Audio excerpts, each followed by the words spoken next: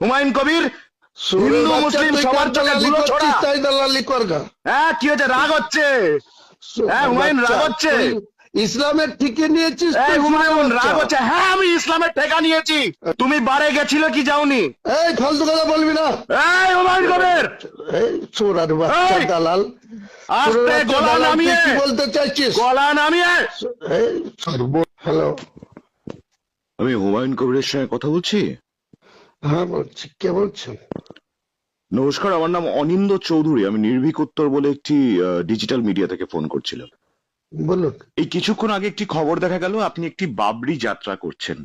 হ্যাঁ, বাবরি যাত্রা 245 কিলোমিটার রাস্তা, মানে নদিয়ার পলাশী থেকে স্টার্ট হবে। হুম 100টা 4 হুইলার গাড়ি, 1x5 হুম প্যাসেঞ্জার। হুম তারা পলাশীতে আমরা 100টা 4 হুইলার নিয়ে। এই সিদ্ধান্তটা কি আপনার মানে পার্টি ফরমেশনের সময় থেকেই ছিল, না এটা সম্প্রতি নিয়েছেন? এটা সম্পত্তি নিয়েছি পার্টি সম্প্রতি কবে? যেদিন আপনার বারে মিটিংটা হলো সেদিন, গত না পরশুদিন? না না না, অ্যাস্ট্রা টাওয়ার নিউ টাউন একটি বারের নাম মল্ট। আপনি বাবরি মসজিদের ওপর ভিত্তি করে আপনার দলটা বানিয়েছেন। আপনি একজন ইসলাম ধর্মাবলম্বী মানুষ, পবিত্র ইসলাম ধর্মাবলম্বী মানুষ।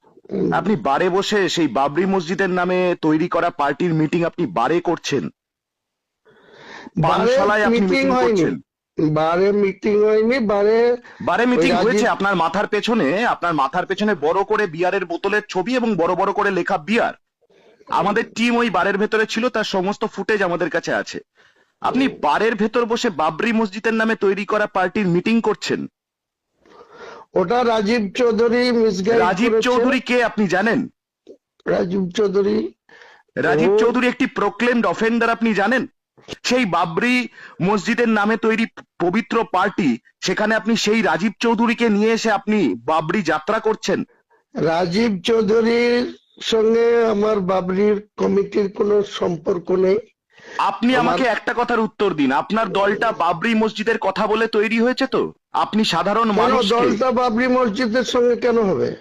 আপনি বাবরি মসজিদ আবার তৈরি করবেন, এটাই তো আপনি- আপনার মেন প্রোপাগান্ডা। এর বাইরে না, কি না, আপনার কি ভ্যালু আপনি আছে? এর আমার বাইরে মুখ থেকে কি বলাতে চাইছেন? আপনি কি আপনার বলতে মুখ থেকে চাইছেন? আমি সমস্ত ইসলাম ধর্মাবলম্বীদের কাছে ক্ষমা চাওয়াতে চাইছি একজন ভারতীয় হিসেবে।